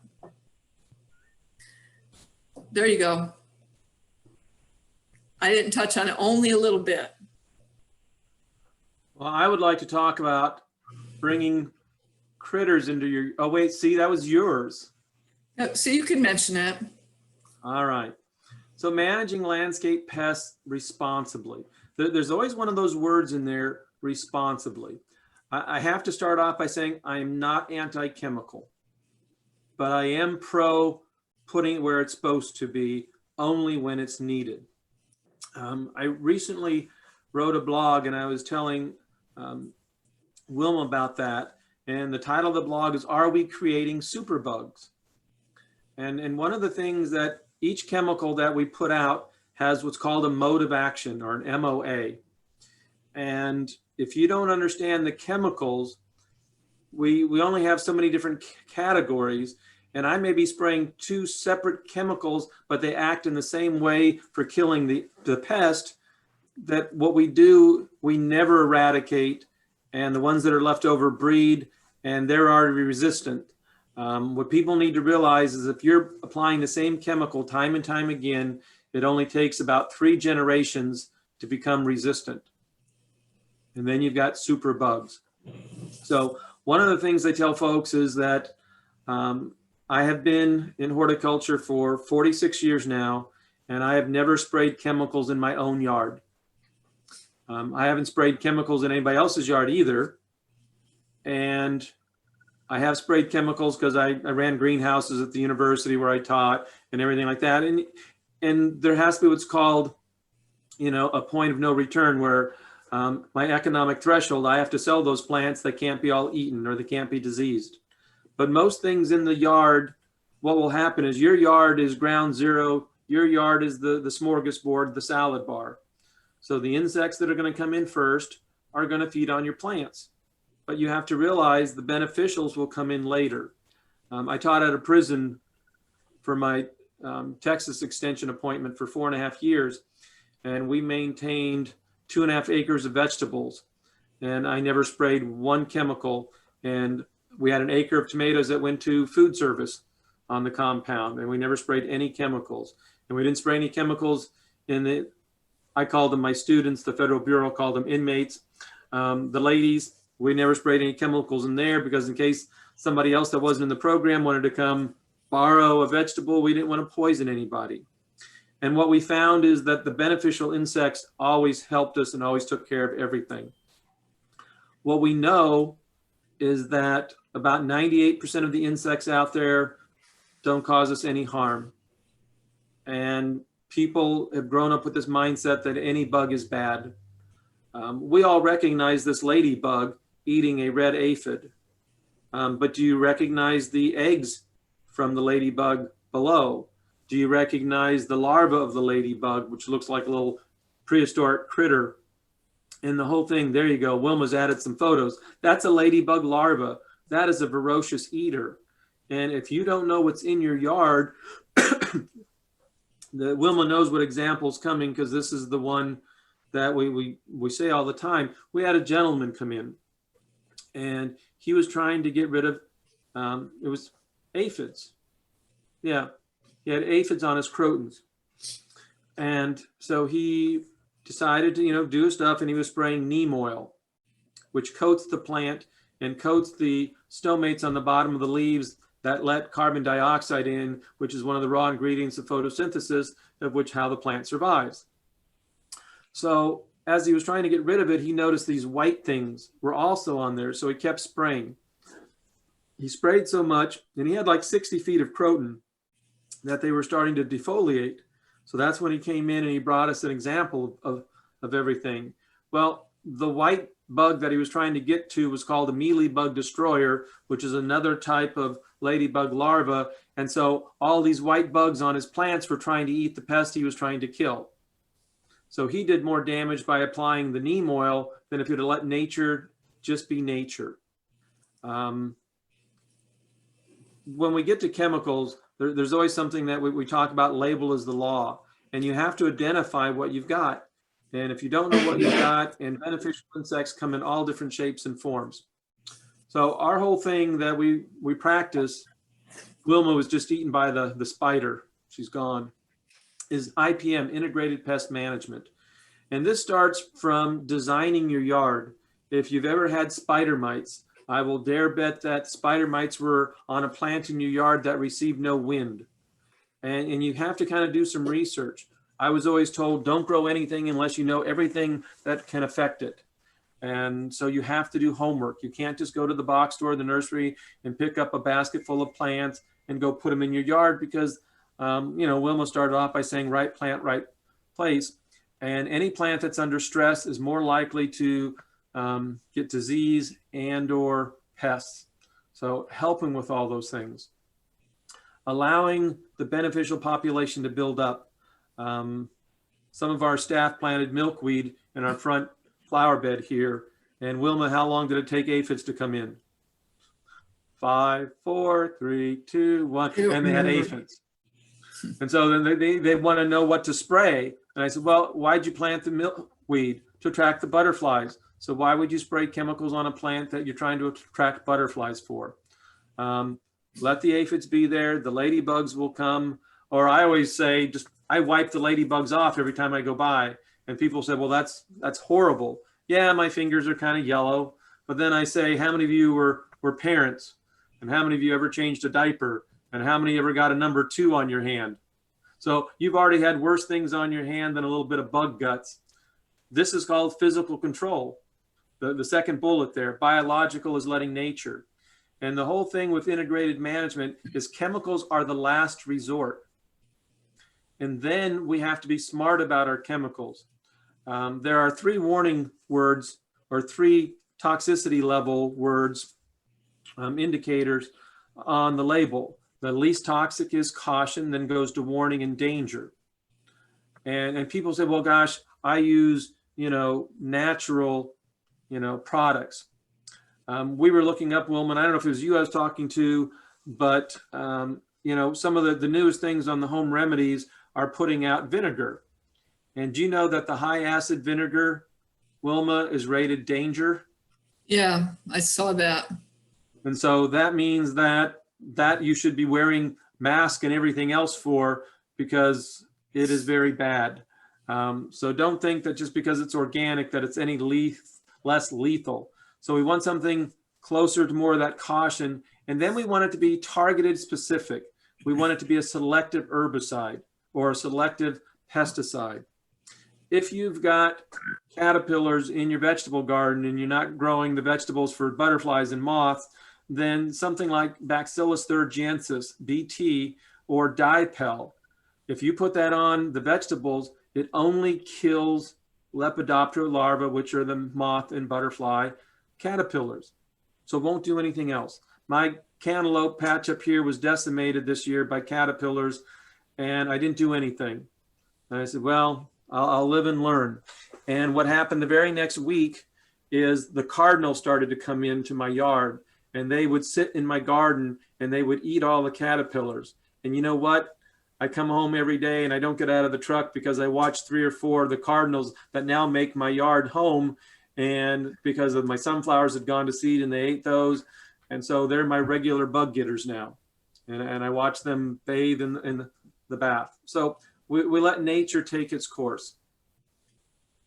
I've even seen birds picking aphids off of plants before. So if you don't spray, that's going to start happening. You know, if you look at Wilma's background, she's got the spider web. And for some reason, you know, spiders have always had the bad thing. And I've been in places, especially like Florida, where we have black widows. I was in Kentucky where we had the brown recluse spider, which they are horrible. So no, not all spiders are good, but not all pests are, you know, bad. And the thing is, spiders eat their weight in insects over and over and over. So don't swat the spiders. We've got a little green spider there. That's the green lacewing. The brown lacewing has a really unique larva in that it looks like a little pile of debris moving along. But the larvae are really good eaters, and they devour a lot. We know things like the praying mantis eat. But remember, if only 2% of the insects in my yard are bad, then it means everything else is part of the food chain, and I just let it go. We had an example, and I don't know if you were reading the chat, but Anita, our resident Floridian, was traveling with her husband, and she was listening in the car, and while they stopped, they had one of the chemical companies and they sprayed the lawn, and then she watched later in kind of horror as the ibis came in and started in the flock of eating in the lawn. And so we don't know what they put out, Anita, whether it was fertilizer, which they're still doing this time of year down there, and or chemicals, but hopefully they put some signage in the yard, what they're supposed to do, but unfortunately the birds and stuff don't read those. And the whole thing is, when we get to this, and Wilma probably didn't think I forgot about this, but we always say you're not supposed to put out preventative chemicals. So we don't know, Anita, whether they were spraying to prevent bugs to come in, but when you spray that, you kill off the beneficials as well. Wilma used to say in one of our other talks for our HOA, happy with your HOA, that don't put out chemicals in advance to ward off things. And I would say, Wilma, you're wrong. I disagree. And I say, each month when I lived in Venice, I put a hippopotamus aside in my yard. It was very expensive, but I never once had a hippopotamus. That's kind of as silly as some of this other stuff is, that I will spray my yard all the time so I won't get bad bugs.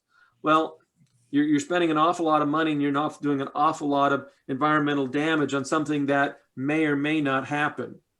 That's like saying, well, I won't eat ice cream every night because, well, there's going to be a piece of glass in it, a thing of ice. No, it's not going to keep me from doing that. So chemicals should be warranted as the last resort, not as something that we just throw out because we've been in that habit. I've been doing this for many years and heard many horror stories. I share the one when I was at the prison in Texas. One of the ladies talked about how her dad hated flies and they grew up in the South without air conditioning and sometimes the screens didn't work. And he used to have fly spray and an aerosol on the dinner table. When the flies would come around, he would spray. Well, all that aerosol landed on the food they ate. You know, we look at everything that can happen. There are better formulations to put out, but one of the worst things that we have found, which we always thought to be one of the safest, are bait boxes for the rats and mice, because what happens is they eat that bait and then the birds of prey eat them.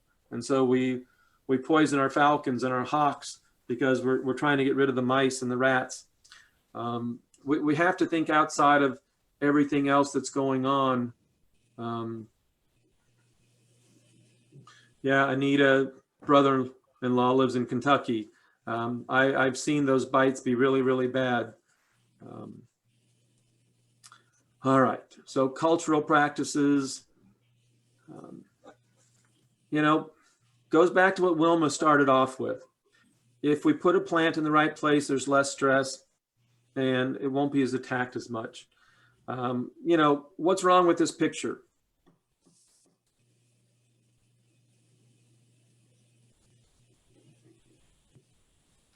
Bricks. So what really happened is, if that tree was in the lawn, I raised the soil level around the tree. So now I'm damaging the tree. I'm causing rot, and which could kill the tree just to have those. Then I put in the bromeliads, which don't look like they're really great, but they're going to completely engulf all that. And then they're going to hold water and everything else like that. And it's not what the tree needed. The tree didn't need to be in the middle of the lawn anyway. So by doing all that, it's going to cause stress. Just think about those things. We always kind of say that about 92% of the problems in the yard are caused by environmental, which here is Florida, or cultural, and that's what you do. So putting things in wrong, that will be the, you know, beginning of the end for the plants. One of the big things that we see all the time in Florida is people plant things too deep. Do you know that when you buy nursery products in a pot, that even buying a gallon nursery container, you should be planting that 1 inch above grade? If you're doing something like a 2 or 3 inch pot, you should be planting that 2 to 3 inches above grade. 2 to 3 inches above grade, then you mulch it. But what happens is people plant things and they sink, and especially palms. You can thwart a palm for its whole life by planting it even just an inch or two deep. And we see that all the time. All right, next, please. I'm trying. That's a little physical control. We always use those in the greenhouse industry, and that's called a sticky indicator card. And because we had to do that for the greenhouse while I was there for 14 years, I ended up making my own. I went to the craft store and I bought a sheet of yellow plastic. I cut it into rectangles, and then I sprayed it with vegetable oil. The insects that are drawn to yellow. So if you're ever out weeding or weed eating or doing something in the yard, don't wear yellow because you will attract the bugs to you. We would spray it, and when they would get so many of them on there, then we would just wash them off. But what it does is it shows me what's in there and to what extent. We don't overreact when we have 1 or 2 of anything. We make sure the population gets up to warrant a treatment. You know, I've always been amazed at times, and you can leave it there, Wilma, that people will go out and, you know, buy protective equipment and chemicals and all that, and they'll spend $30 to treat a $5 plant. You know, we talked about the dipel or the BT and stuff like that. This is kind of what my cantaloupe patch looked like, Wilma. And I just got to the point to where I didn't treat them because I didn't want to do anything unintended. My garden here is in my front yard. There's no fence, and I'm right across the street from a park. And I didn't want anybody eating anything out of the garden and being poisoned. And I look at it this way. I'm feeding nature. I planted a host plant for one of the moths or butterflies, and they really enjoy it. So like I said, I didn't worry about it. If I really wanted to worry about it, I could have picked them all off. When I was at the prison, that's what the ladies did. If you were a cabbage looper in their garden, your life expectancy was about, oh, let's see, we got to the garden about 8:20. By 8:21, you were gone. So things like that still do work. Read the label. A lot of times that little label in the store is too small. Look up the product online. That should be part of what you're doing anyway with your IPM. Make sure it's registered for edible products and all those other things. Don't just use the first thing that's handy.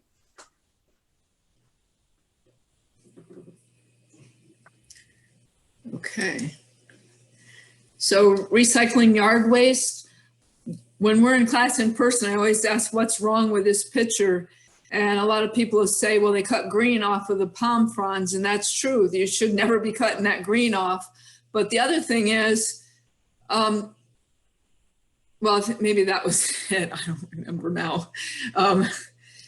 But you shouldn't be cutting the green off. And there's a lot of yard waste that people put out that could be used in their yard. Generally, these are too big to be used in the yard unless you have your own shredder, then you could shred them up. But people, when possible, you want to retain those, retain them into your yard. That way you can save some money on the fertilizer and save money on mulch and save money on waste disposal if you're having to pay for that.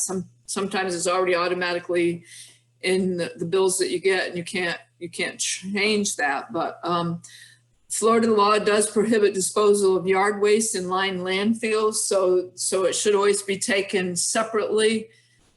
I know people that put it right in with their yard waste. They'll fill their dumpster or their can that they're putting down by the street, and that's illegal, but it's some silly too.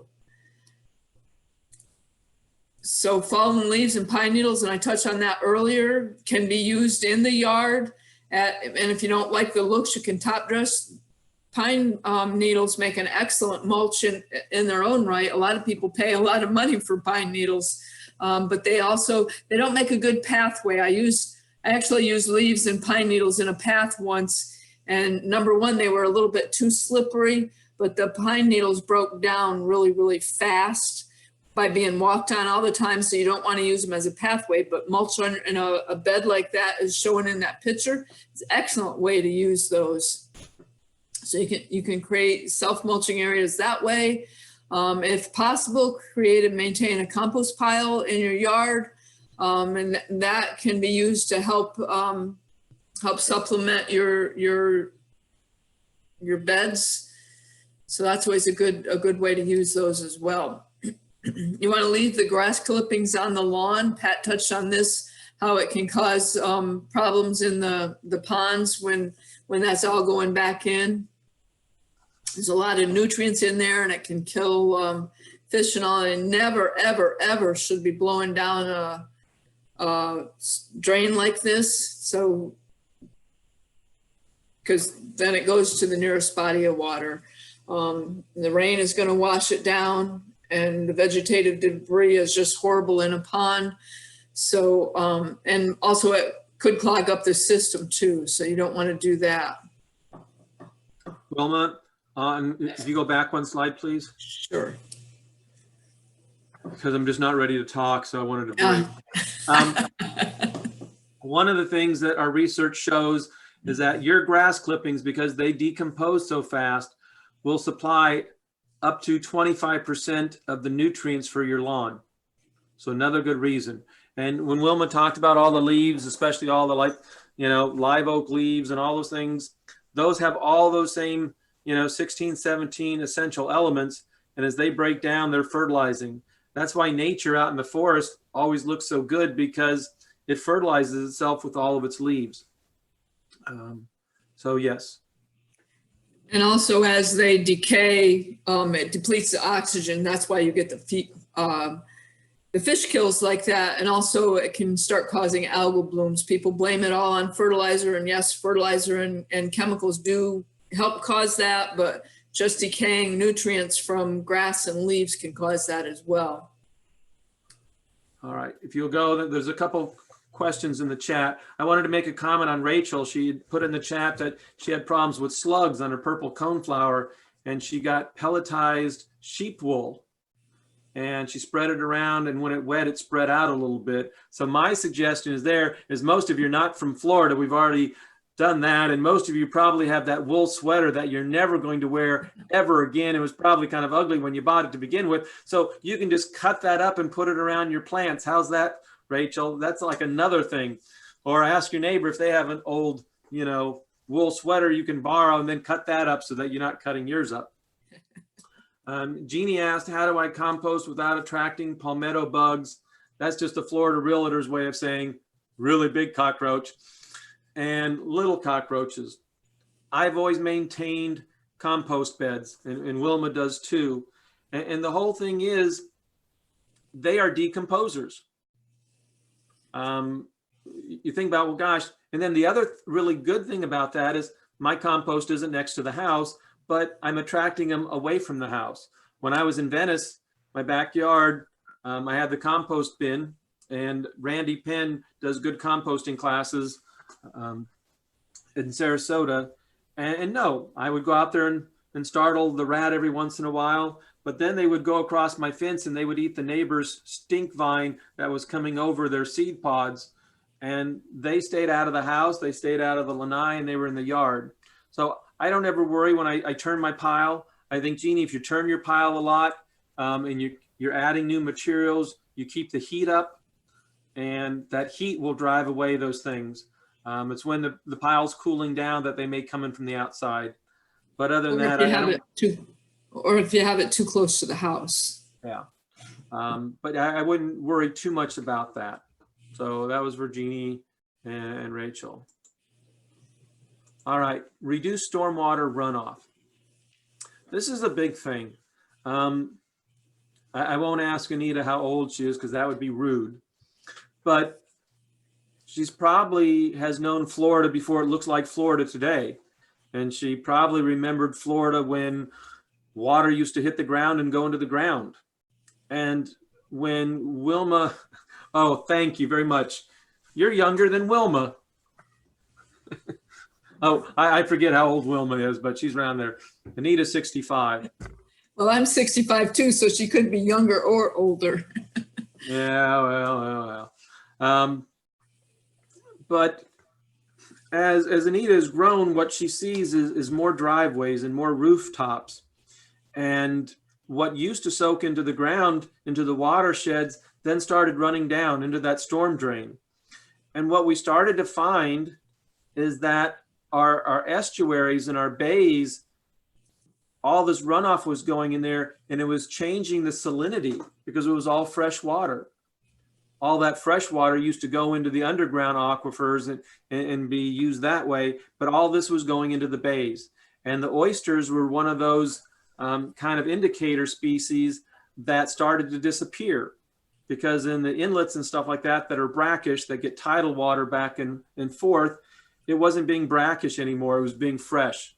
And every time it would rain, all those gallons of water would go.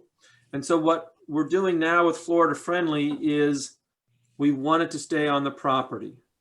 We really don't want anything coming off your property. Now, he said, well, Pat, that's kind of hard because when I bought the house, I have a 2-car wide concrete driveway. And yes, we can't do anything about that. But if you ever put it in, then you can put in pervious pavers or something like that where water will go in. We don't want any of our downspouts to go onto the driveway. I've seen people do just the opposite and it digs a big hole, but there are other measures to do to keep it from being eroding. Why do you all have, ponds, retention ponds or detention ponds? And, the whole thing about, and here again, if you want to know anything about ponds, Dr. Abby in the Sarasota office is excellent at all this kind of stuff. But all those things the realtors say are lake views are really either detention or retention ponds. And a retention pond retains it for a short period of time, and it eventually flows to a detention to where it stays. Then it soaks into the ground. And most of those on a big property are connected. When they first do a new development, you'll notice those are the first things that go in because you have to keep the water there. And that's a good thing. So you will see, and Wilma pointed out the rain barrel that was on the wall, that not everything has to look like a bright blue rain barrel when it gets there.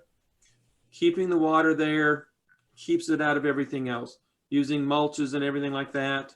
If you use a brick pathway or rock pathway, don't use mortar to make it permanent. Allow it to drip in a little bit.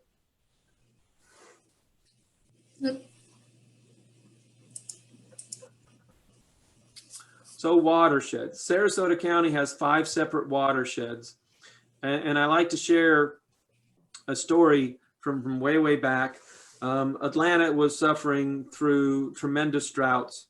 And there's a big reservoir to the north of Atlanta. And the citizens were complaining that the Army Corps of Engineers was still letting water out. And I said, well, we don't have enough water and we're rationing. Why should you keep letting water out of the reservoir? And the Army Corps of Engineers explained that there's wildlife that depends on that water. And they don't own it. They're just borrowing it for a time. And then I remembered watching a special long before I'm in my 10th state in Florida, a special on Florida where they released, supposedly way back then, non-toxic dyes into the underground water stream because they just wanted to see how far it would go around the state. And it really does. They released it up at the Florida-Georgia border and they found it all the way down the peninsula, which means that all the water is connected. One of the things we're starting to find out now with all this reclaimed water and all the stuff we're pulling out of the ground is that we are surrounded on the peninsula by salt water on both sides. When we start taking all this water out of the ground, our fresh water underground with all these watersheds is what's keeping the salt water at bay. And otherwise it starts to infiltrate. So what a lot of people don't know is a lot of our reclaimed water is being pumped back into the ground to keep the salt water intrusion out. So everything's connected. I've been in many agricultural areas where, boy, when you grew up, I didn't do this, but I knew folks because going to school with them that when it was time to change the oil on the tractor, they pulled the plug and the oil drained into the ground and they kicked a little bit of soil over the top of it and it was gone, but it's not. So we have to take care. The use of swales like this one, and people say, well, gosh, it's such an inconvenience when I'm trying to cut through there and it's soggy because it rained. But that little swale there, and you see the drain all at the very end, it's going to keep water and it's going to go down long before it goes to that drain. And you've got parking lots and everything, so it's going to get filtered. That's a good thing. I know the Master Gardener volunteers in Sarasota. Has the bioswale sign gone up yet, Wilma? Not yet. Okay, but they're doing more Printed. education. And it doesn't have to be grass. You can put plants in there. It can be a landscape. I think the next slide will show a rain garden. Yeah, hold on. Not yet, but close. Yep. My Yep. slides aren't turning. Okay, there it goes.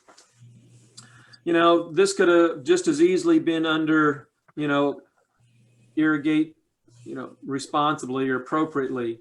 The person to the right is adjusting. Just because you put the sprinkler in doesn't mean it's in the right place.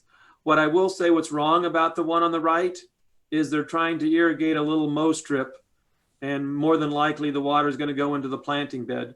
The one on the left is just horrible, and Wilma and I saw that all the time. This yard was put in. They're still using spray heads, which is old technology. It's certainly running into the yard. They're watering the tree. They're watering all the foliage. They're watering the driveway, the side of the house. And, as everything grows there, it's not going to need the same amount of water.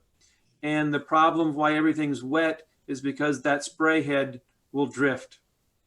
They're also watering it probably much later in the day than they have to. And the whole thing is when you look at that one, you didn't have to multiply that by every house that's going in because they're all going to be, irrigated by the same company. So hardscapes don't grow. And after a while, most adult plants don't need it. So here are some other things. Wilma finally got a really cool picture of a rain chain that's in the lower. And Sarasota office, we've got one put in for the rain barrel out front. And I have to tell you, there were many rainy days when I just go out, Wilma, in the lobby and watch the rain chain because it's hard when you watch the water come down. Very but cool. it collects the water. And Wilma does the rain barrel workshop with a very, very cool master gardener volunteer, Joe. And so you don't have to look at the blue bin. There's a very nice, maybe a cedar lining around that. The rain barrel in the lower center is painted. I have to tell you a story. Wilma, I know we're running short on time, but I'm the last one to speak, so ha. And when I was at the prison, we were kind of dumpster divers, and the ladies decided they wanted kind of a formal fence. So we got pallets. We set them so the slats were running like this. They painted them white because they knew people over in facilities. So we got some white paint, and then the ladies painted flowers and vines on them. So if you look from afar, it looked like we had a white picket fence with flowers growing on them. You see a rain garden up on the upper right, and that is an architectural, just cool thing. You've got some different color covers. The water's coming off, it's going into a pebble, and that's soaking in before it goes out. And, I believe, gosh, I don't know who it was way up there that said, the HOA wouldn't like that. But here, I've almost reduced all the lawn in my front yard. And I think the only knock I have on that top photo, Wilma, is why don't they do away with all of the lawn? And the other big thing, and this goes back to the developers, why are we still putting in mow strips? Look at the mow strip there. The grass doesn't look very well. That means they probably aren't irrigating it, but it's a non-essential planting. That's a holdover from what, 50s or 60s when we started putting in sidewalks. The other part of the rain garden in the lower right, all that water is going to stay in the yard, and we're just being more environmentally friendly.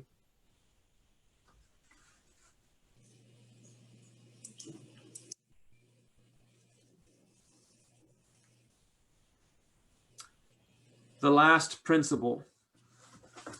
No one in Florida lives more than 60 miles from water. One of the things I've noticed being up here, Wilma, is our shoreline is not as cool as Venice. We don't get much water movement in this part of the Gulf because we're kind of secluded a little bit. And so we actually get some algae in the summer and no waves whatsoever, Wilma. I mean, just you stand in the water, it's like an inch wave on your leg. 75% of Florida's population lives within 30 miles of the beach. And as we do this, and Wilma had one of those first ones where they showed the water birds and all those things like that. And, they rely on frogs and everything else to eat. And we have to do this. If you ever want to know something really amazing about mangroves, talk to Armando Obeta. He's the Sea Grant agent in Sarasota. And he will tell you all the amazing things about mangrove. And what happened for all too long, people bought shoreline property, did away with the mangroves. And then when the hurricanes come, they complain that their yard got washed away. Well, we're destroying our ecosystem by doing this. We're not meant to have seawalls and grass right up to the water's edge. And so we have to do all this stuff, because if we don't, people move to Florida because of Florida, and I will challenge Anita, you can quiz everybody on what Florida really looks like. Florida does not look like the box store plants in your front yard. That looked nothing like Florida when Anita was a young child running around. And we have to go back to more about what was here, because otherwise we will lose Florida. All right, enough soapbox, Wilma. Next, please.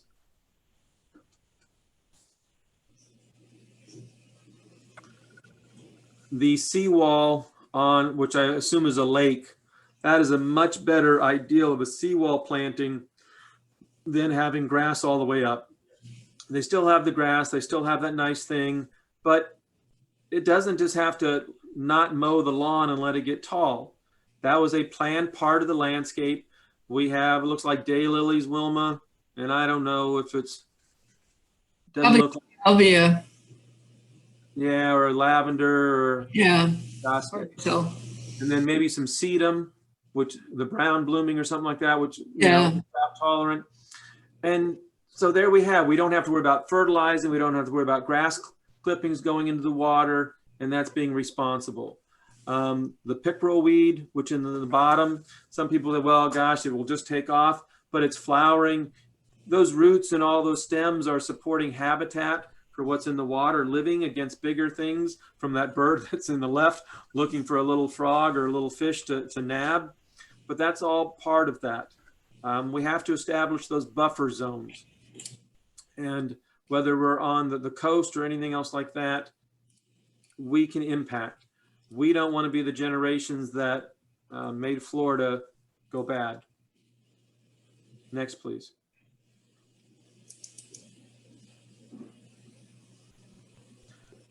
Kind of going back to the very beginning.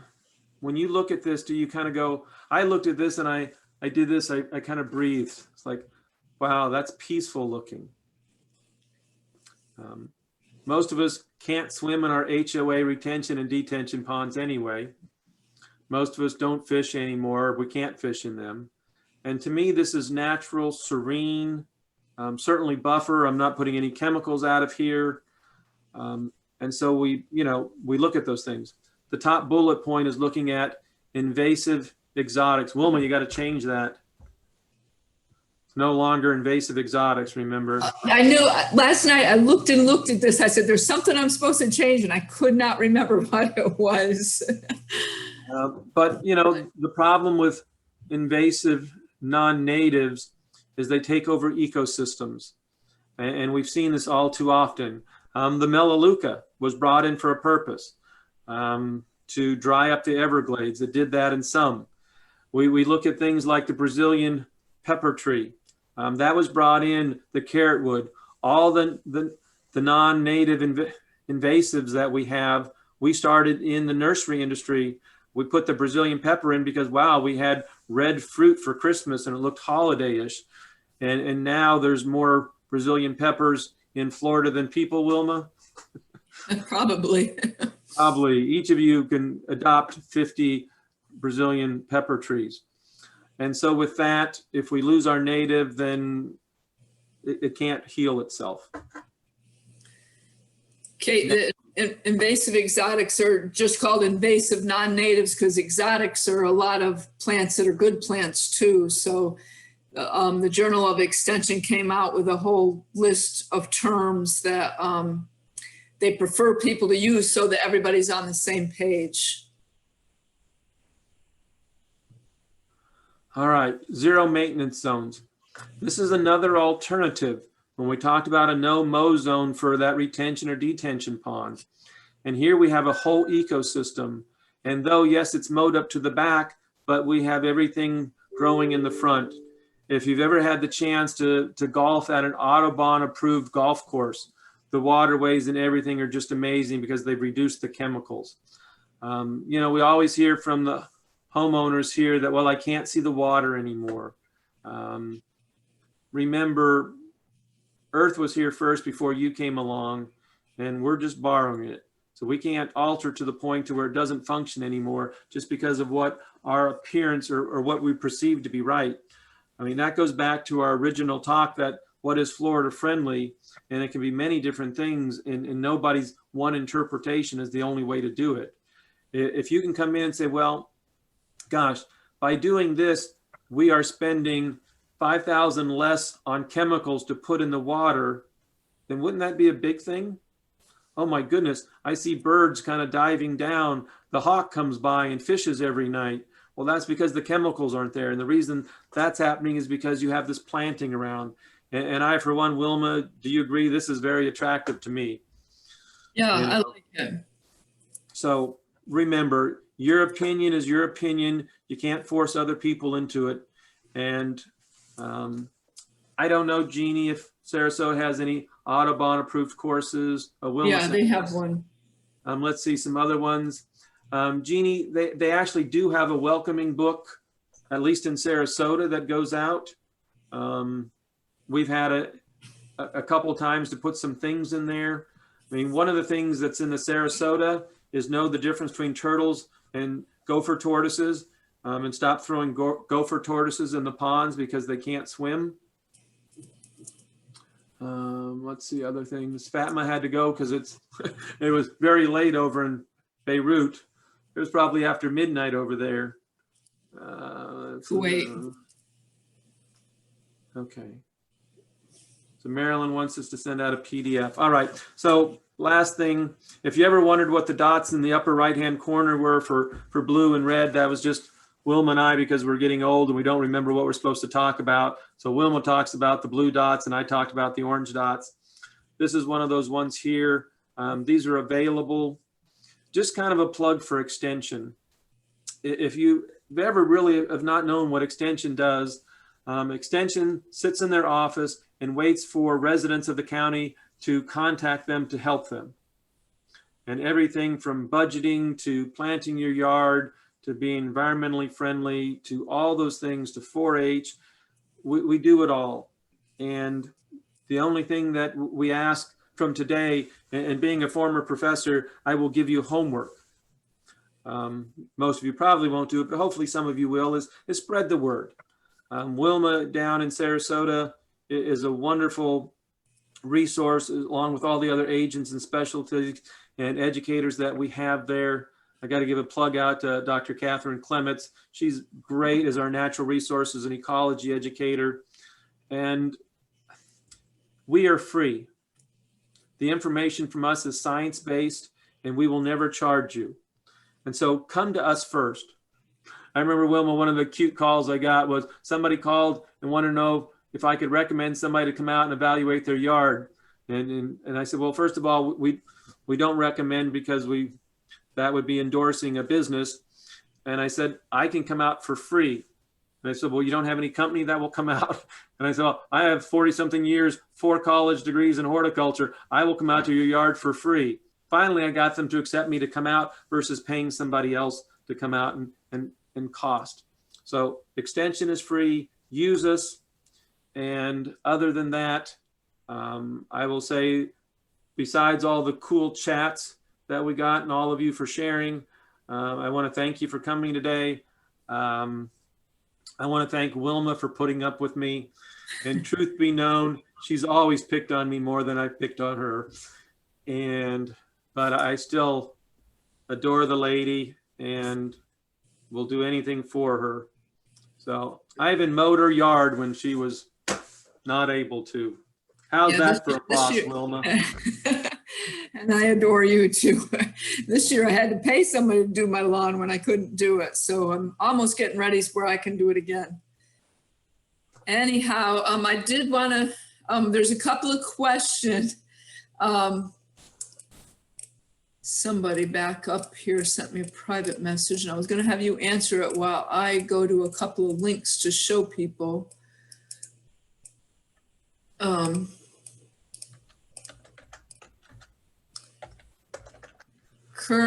Somebody has ixoras covered in tiny green flies and could use advice. So if you want to answer that, I will stop sharing this and go to a couple of questions, a couple of links. Green flies? How big?